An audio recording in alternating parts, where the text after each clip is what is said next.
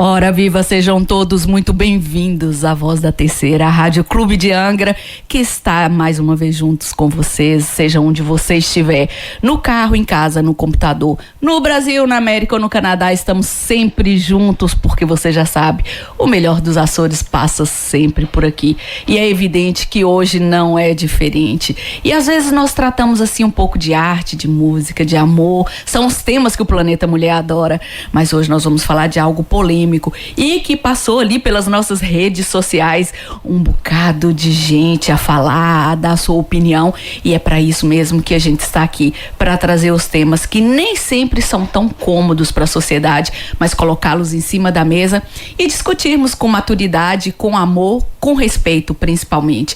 Um tema que é transversal a toda a gente, não só as mulheres, mas também a sociedade como um todo.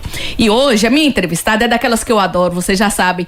Quando eu entrevisto uma psicóloga, o tema que vai esquentar. Planeta Mulher de hoje está realmente muito, muito bom, muito importante, porque hoje nós vamos falar. Quer saber sobre o tema? Você já vai saber agora. Mas antes eu vou fazer aqui um pouquinho de suspense, porque se você quiser ver o rosto também da nossa entrevistada, que é lindíssima e que é muito competente, nós estamos também pela primeira vez fazendo um direto através da nossa página do YouTube. Passa nas nossas redes sociais, você chega lá muito rapidinho e pode também participar fazendo perguntas, deixando a sua opinião, que estaremos aqui prontos e firmes para responder. Vamos agora, sem mais delongas, quem é que eu tenho aqui hoje? A psicóloga Vânia Pereira, que eu já estive com ela outros momentos, e ela vai falar hoje então sobre um tema que já repercutiu lá durante toda a semana, que é: todos merecem uma segunda chance. Esse é um tema que é um bocado assustador e que é um pouco desconfortante, certo, Vânia? Seja bem-vinda! Muito obrigada, Claudine, pelo convite. É realmente um tema desconcertante e é um tema que deixa aqui pano para mangas, por assim dizer, não é verdade? Portanto, é um gosto estar aqui e espero poder corresponder às expectativas das pessoas também, ok? Que me trazem perguntas com certeza muito interessantes.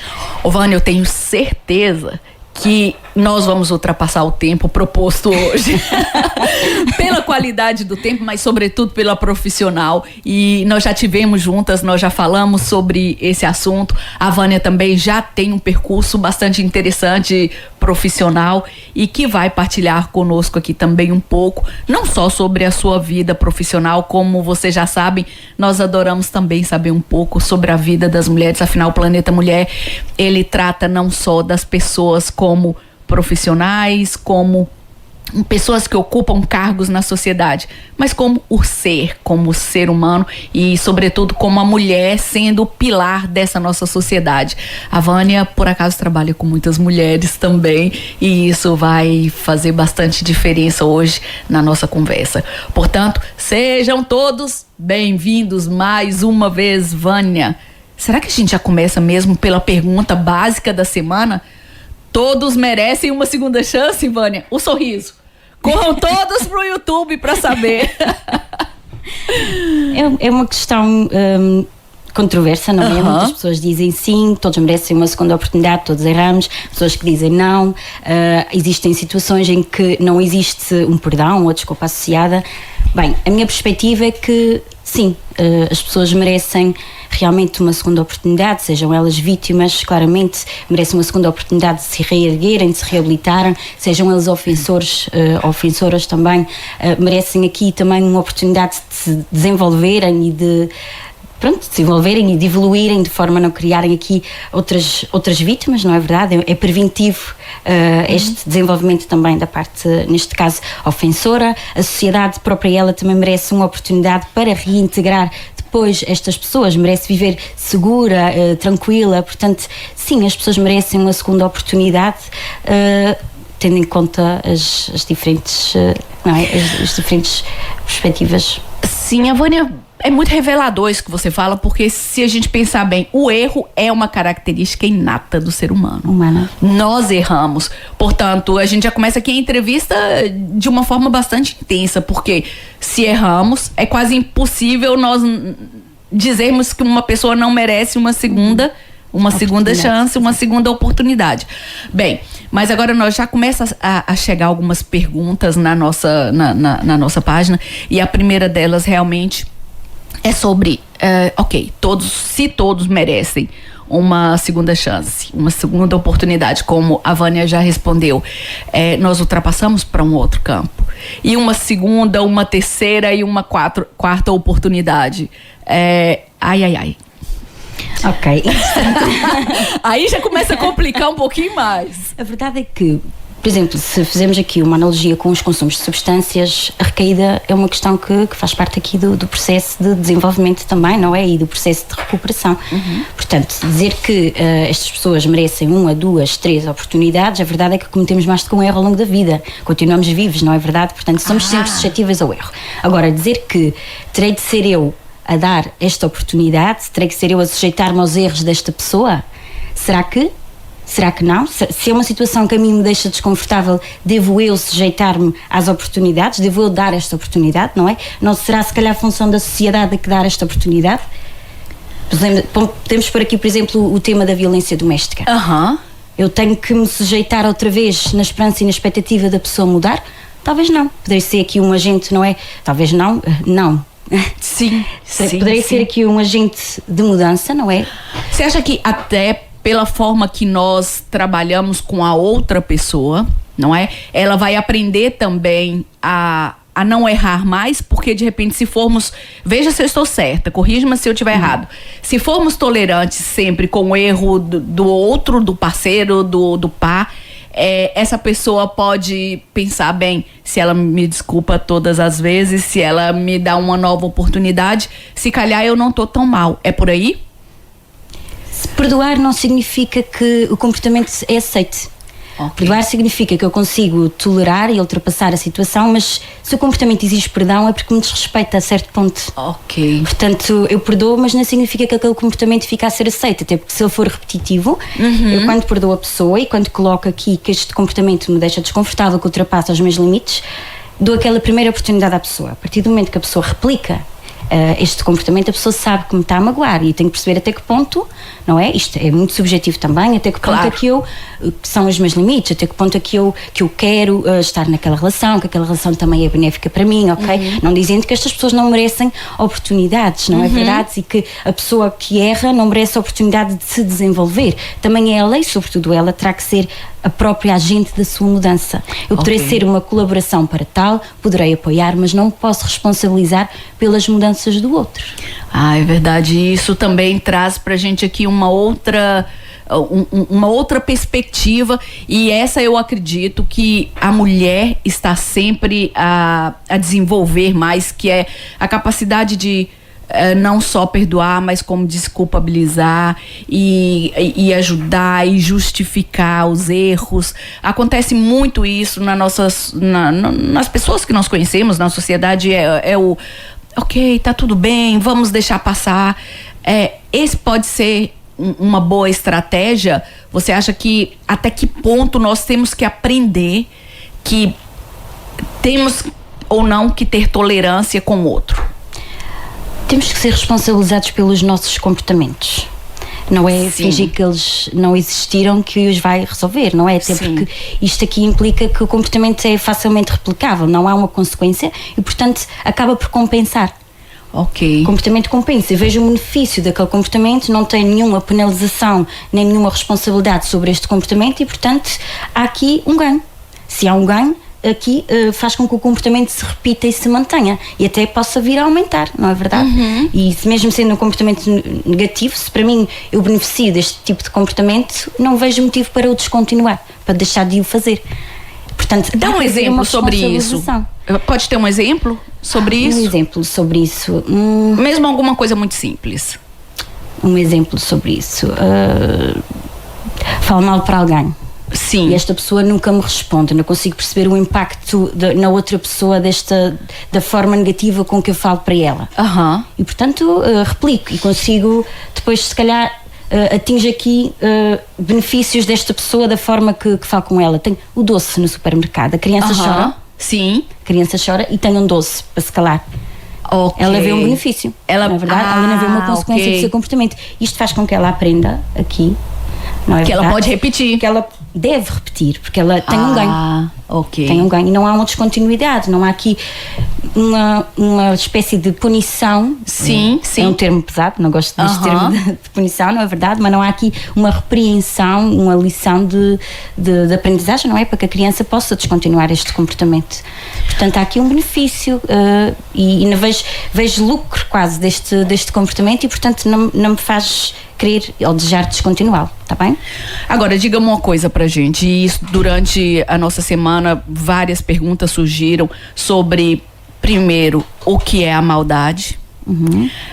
A maldade é mesmo a mãe de todos os crimes e de tudo o que acontece, ou nem por isso? É interessante, eu tenho uma perspectiva um bocadinho polémica sobre isso. Acredito que todas as pessoas na condição certa ou na condição extrema são suscetíveis de cometerem crimes. Mas também eu acho isso. E que, portanto, pode não ter a ver com a maldade, com a intenção, pode ter a ver com imensos fatores, como, por exemplo, sejam eles autodefesa, proteção, sobrevivência também.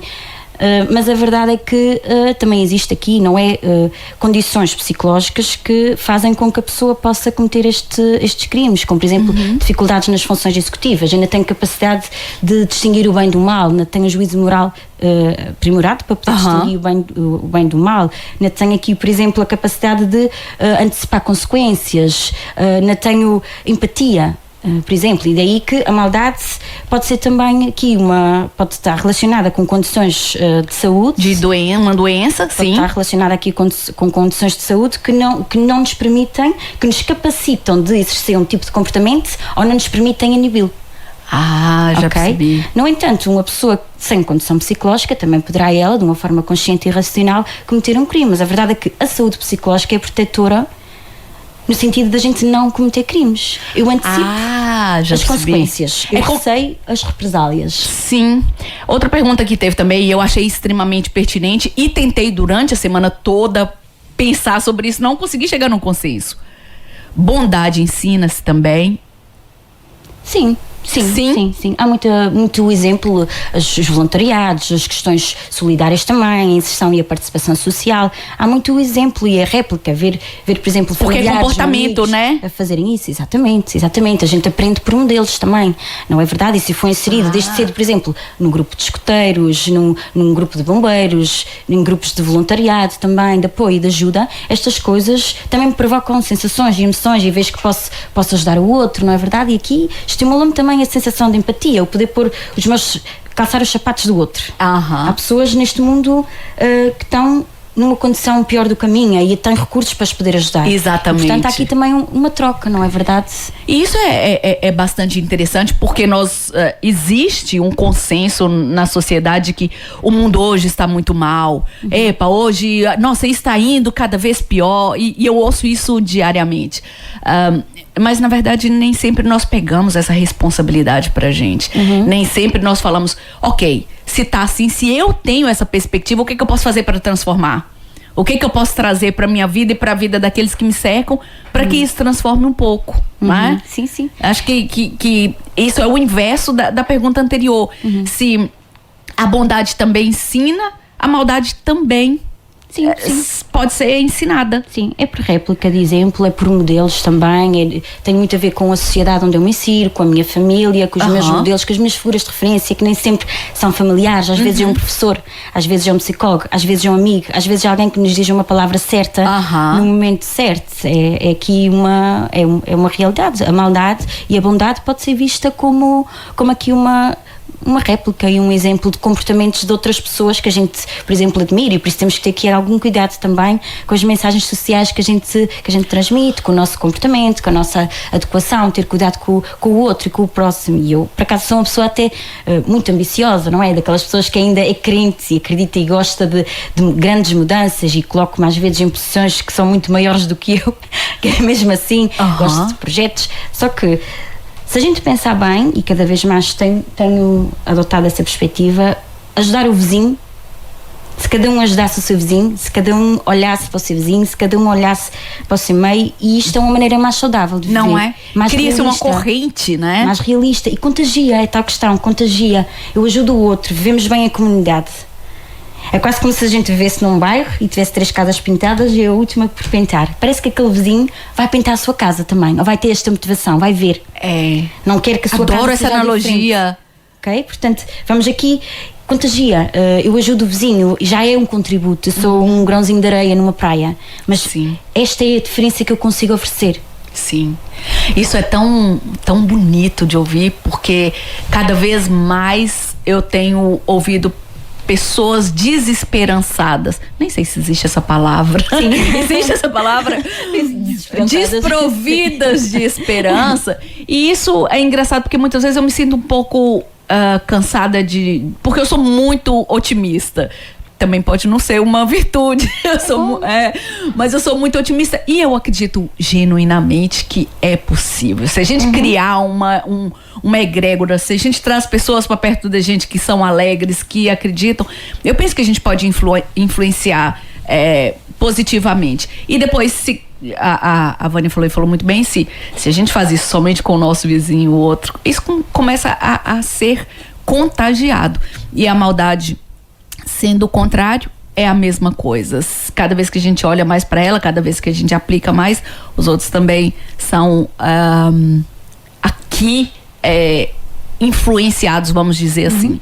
A Vânia já tem 5 anos de formada, de psicóloga, e tem uma experiência que eu acho muito importante nós falarmos aqui. Eu sei que não podemos aprofundar muito, mas a Vânia é psicóloga e fez também estágio no estabelecimento prisional. E muitas pessoas que não conhecem essa realidade demonizam essa situação. Acreditam que essa é uma situação de mesmo pessoas muito más que estão ali, mesmo pessoas que merecem estar fora do ciclo social, mesmo pessoas que merecem o mal. E agora é a pergunta de $1 milhão de dólares, de euros, que vale mais. Qual a sua perspectiva sobre essas pessoas lá dentro? Eu trabalho no fim de linha, não é? Trabalho onde tudo já aconteceu, onde já não consigo evitar uma vitimização, onde já não consigo evitar aquele comportamento que já aconteceu e onde chegam ao pé de mim pessoas que entram no estabelecimento prisional e que depois se perspectiva que saiam. Sim. Portanto, espera-se que estas pessoas saiam melhor, nem que seja para prevenir outra vitimização, nem que seja para tranquilizar a vítima, para tranquilizar a sociedade. Se esperar que aquele tempo de pena seja a única solução, as pessoas só passam tempo, não é verdade? E espera-se aqui que haja aqui um desenvolvimento, uma reeducação para as pessoas poderem entrar na sociedade de uma forma segura, porque as pessoas são retiradas da sociedade porque representam a dado momento um perigo.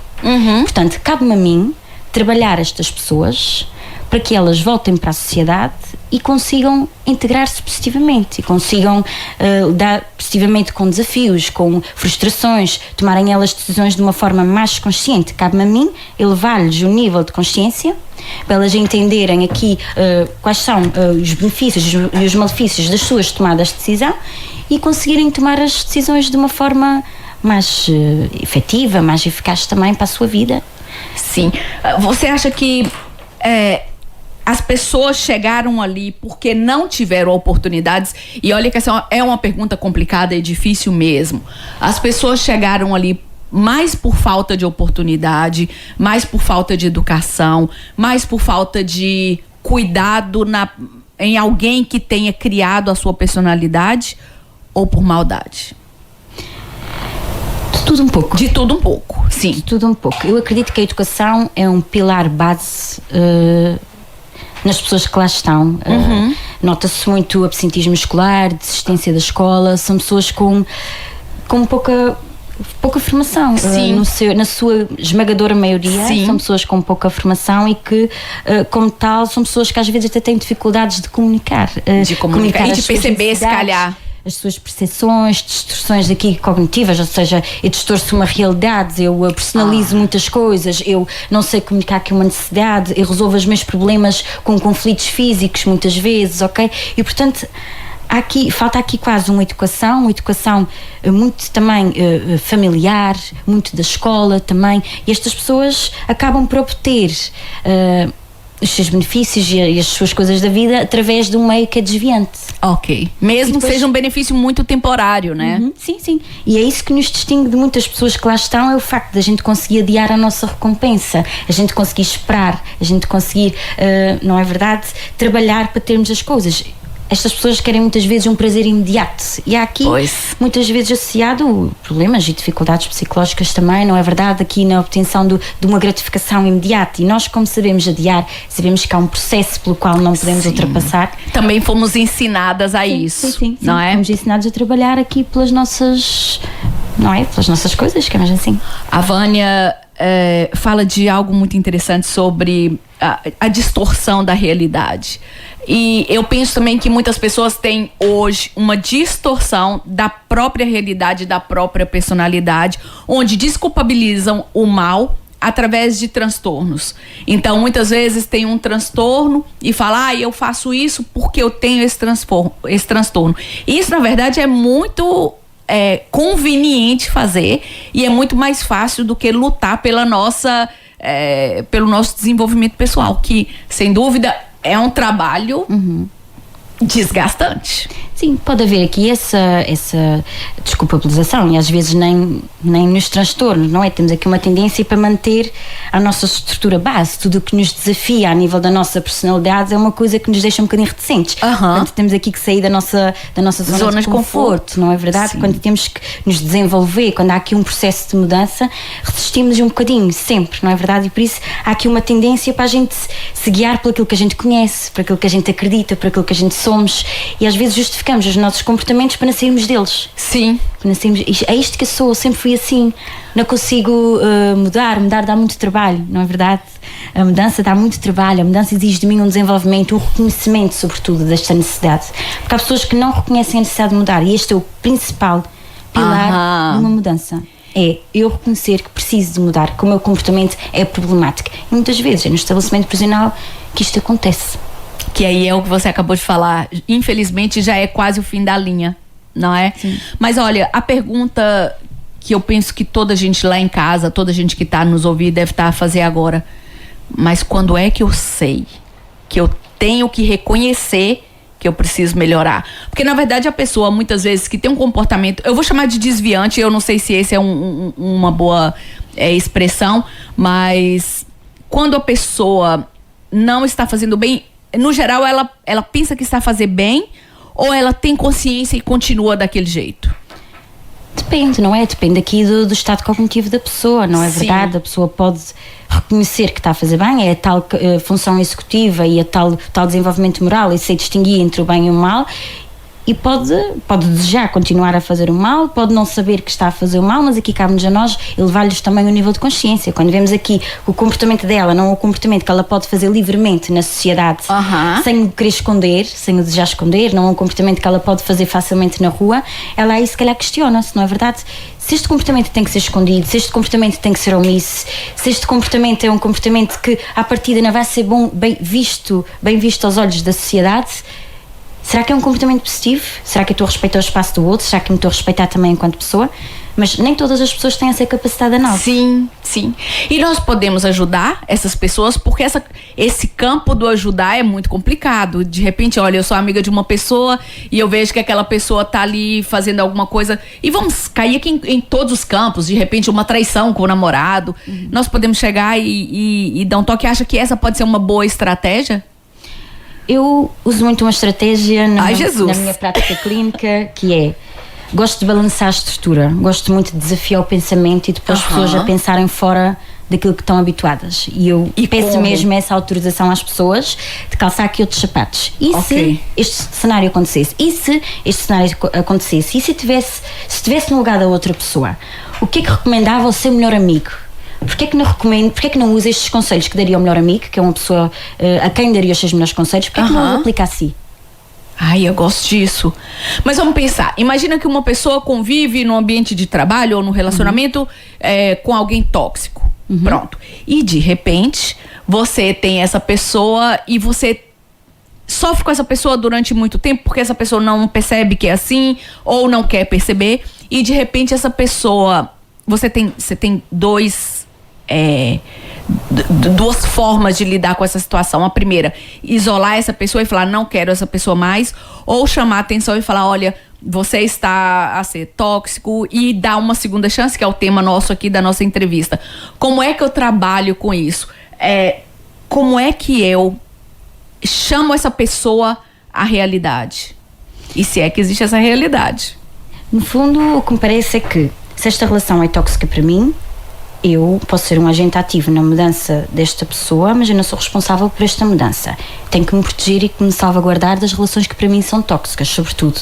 Tenho que estabelecer aqui uns limites bastante definidos para que esta pessoa não tire proveito desta relação, um proveito negativo de mim, não me esgote a nível emocional, não me destabilize também. Não raras as vezes, muitas pessoas me procuram a nível da psicologia para lidarem com pessoas que é que deviam estar no psicólogo. Pois é. Portanto, para lidarem com situações que para elas são desconcertantes. E a situação desconcertante não fica resolvida, mas elas aprendem a impor limites. E eu digo, por vezes é difícil criarmos um desconforto temporário para atingirmos aqui um conforto a longo prazo, que é, vou impor limites àquela pessoa, vou dizer não quero, não gosto, não me fazes isso, respeita a minha opinião, esta é uma decisão que eu tenho que tomar sozinha. A verdade é que no trabalho, quando ainda temos a oportunidade de escolher outro trabalho, ou quando queremos manter aquele trabalho e temos uma colega deste género, temos que tornar as coisas simplesmente funcionais. Aquela ideia de que temos que ser super amigos no trabalho, a mim parece-me um bocadinho irrealista. As utopia total. Ser funcionais, não é verdade? Vamos funcionar enquanto equipa. Agora, se eu vou tomar café com esta pessoa não a seguir, depende, posso criar uma relação de amizade com um colega de trabalho, mas não é obrigatório. Exatamente. Portanto, tenho que me proteger, sobretudo. Sim, essa questão que a Vânia fala é importantíssima, sobre o criar o limite. Mostra aqui que não é exatamente o perdoar, e nem é dar uma segunda chance. Já surge aqui nessa entrevista uma nova perspectiva do mesmo problema. Ou seja, eu dou uma segunda chance para a pessoa, foi o que nós falamos no início, todos merecem uma segunda chance, desde das menores contravenções, vamos dizer assim, até os maiores crimes, não é? E depois também tem uma outra estratégia, que é a estratégia de criar esse limite. E eu adorei isso. Agora você me deu um nó na mente de pensar que realmente essas pessoas, se quiserem continuar errando, que vão errar com outros. Sim. Alguém vai ensiná-los. Exatamente. Ou não. E por isso é que cabe-me a mim, já intervindo no fim de linha, aqui tentar restabelecer pessoas que erraram, não é verdade? E que até porque o erro, se calhar com essas pessoas que você intervém, o erro é um pouco mais sério, porque trouxe mais danos para a sociedade do que, por exemplo, uma relação tóxica. Sim. Não sei se é possível criar escala de sofrimento aqui. É subjetivo o sofrimento, ok? Uma experiência que pode ser extremamente traumática, pode ser vivida pode ser considerada, no geral, extremamente traumática, pode ser vivida por uma pessoa de uma determinada forma e por outra de outra forma completamente diferente. Basta aqui que a gente pode-se colocar aqui duas pessoas numa situação e que as pessoas captam daquela situação estímulos diferentes. Sim. Ok? Posso me preocupar com uma determinada coisa, outra pessoa preocupa-se e retira a informação e capta informação sobre outra coisa. É muito subjetiva. A vivência da experiência, a vivência do sofrimento é muito subjetiva, não é verdade? Podem haver vítimas que sintam o sofrimento de outra forma e que mais facilmente se tornam resilientes para integrar a experiência. Sim. E existem vítimas que isto é um trabalho para a vida. Existem danos que são praticamente irreversíveis. Sim, e é um bocadinho irrealista dizer assim: estas pessoas podem fazer tudo o que querem porque a outra pessoa a seguir restabelece-se no psicólogo. Há danos que são realmente irreversíveis para as vítimas. Ok, há aqui danos. Tais como, pronto, não é? Um impacto psicológico traumático, por exemplo, de uma violação. Sim. Por exemplo, pode ser aqui um dano irreversível, mas o que eu considero que poderia ser um dano irreversível, se calhar para uma vítima de violação, ela podia, em sessões de terapia, conseguir integrar esta experiência e gerir este acontecimento de uma forma mais fácil, se assim se pode dizer, não é? Que nunca é fácil lidar com uma experiência semelhante. É o que um escritor brasileiro, Augusto Cury, fala sobre o adaptar a situação. Se o que passou e é irreversível, o único caminho aqui é adaptar e ver como se vive de uma forma melhor do que se não fizesse. Existe um termo, uma analogia de quando eu era criança. E eu quero trazer aqui para essa entrevista. E eu quero que você me diga se isso faz algum sentido. Ok. E diga agora ou cale-se para sempre. Ok? Então, na verdade, eu aprendi isso na igreja e falava assim: o pecado não tem tamanho. O que significava isso? Eu dar um tapa em uma pessoa, é quase a mesma coisa do que eu dar um tiro numa pessoa. E eu trouxe isso para minha vida durante anos e ainda nesse momento eu continuo com dúvidas sobre isso. Bom, qual era a justificativa naquele momento, na igreja, naqueles grupos de orações que eu ia? Então tudo depende da intenção. Se no momento que você deu um tapa com muita raiva numa pessoa, você tinha a arma, era a sua mão. Se naquele momento, com a raiva, com a intensidade que você estava, tivesse uma arma, você dava um tiro. Portanto, para a igreja católica, e nessa perspectiva que eu aprendi nessa época, o pecado não tem tamanho. E a maldade? Ai... Poxa. É uma perspectiva tão desconcertante para o ser humano, de saber que se somos humanos estamos suscetíveis a isso.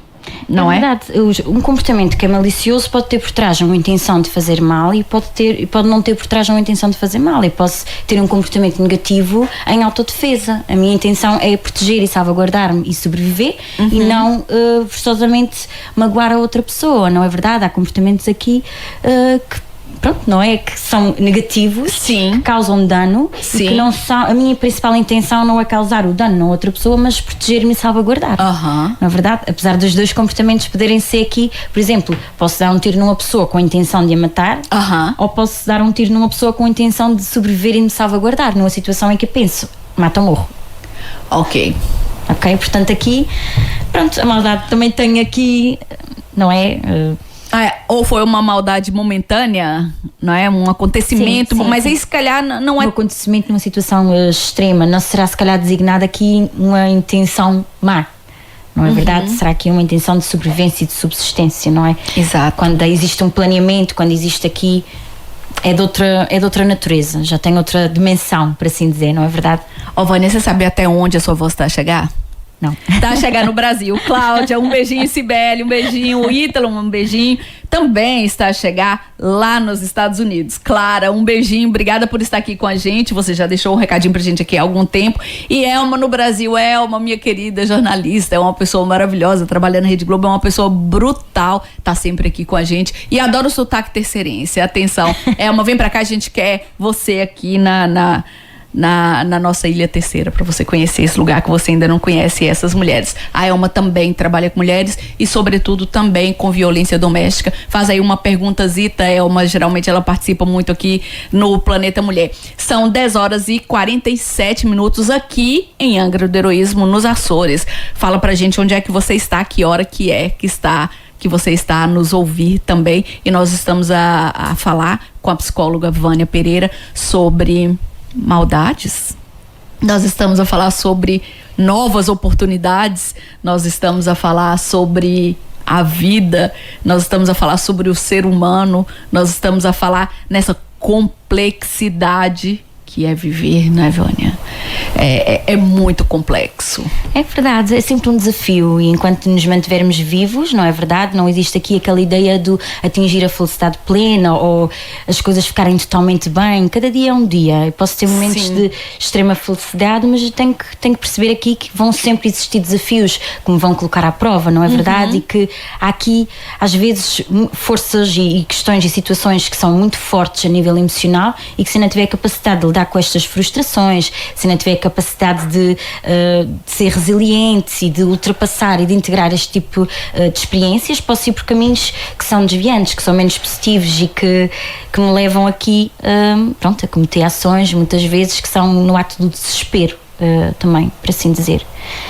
Criança tem maldade? Ai. Por quê?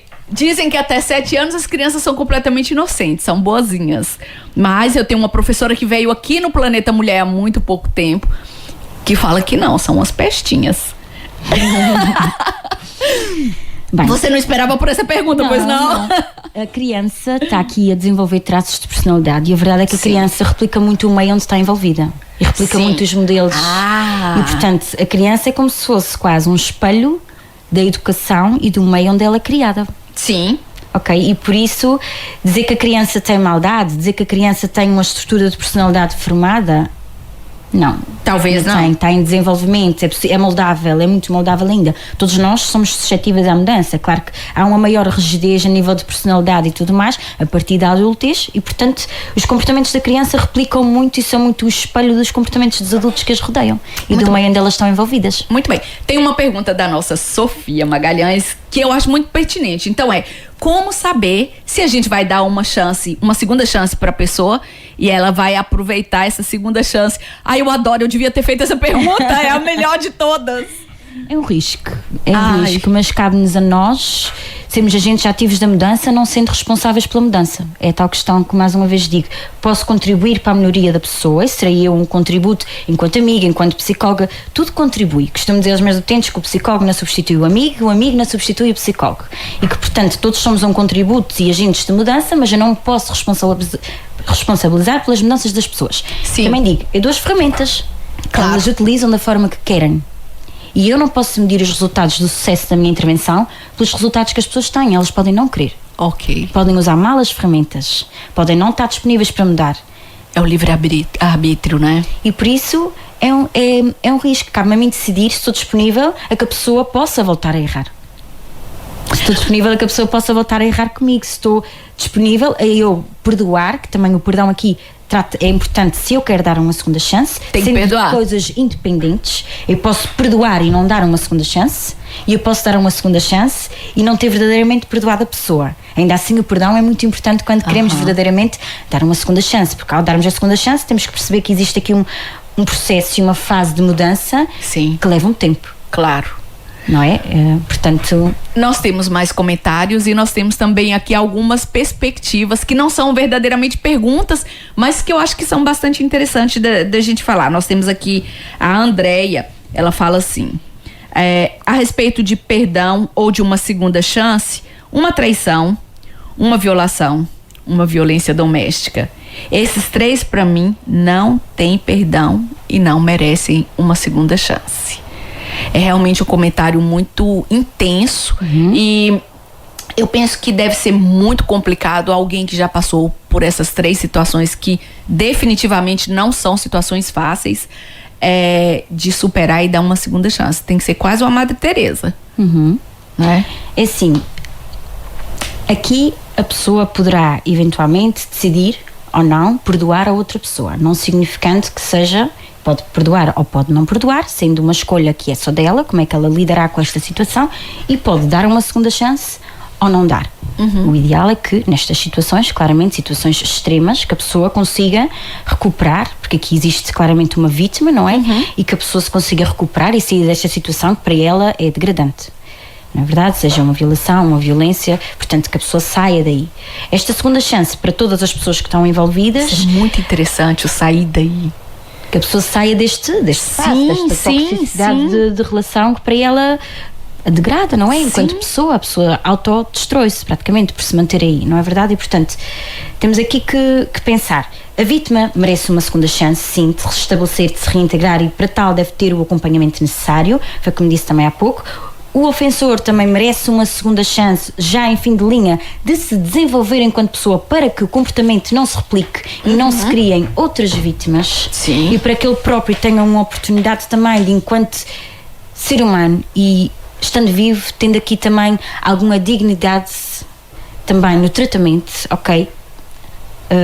O ato não deve ser desresponsabilizado. Sim. Ok? Mas estas pessoas...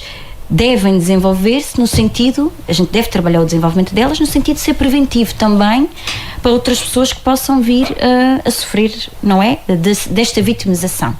E a sociedade, ela própria também merece uma segunda oportunidade de receber destas pessoas já estarem reabilitadas. Eu adoro isso. E delas, eu nunca tinha pensado nessa perspectiva. Uma segunda oportunidade aqui.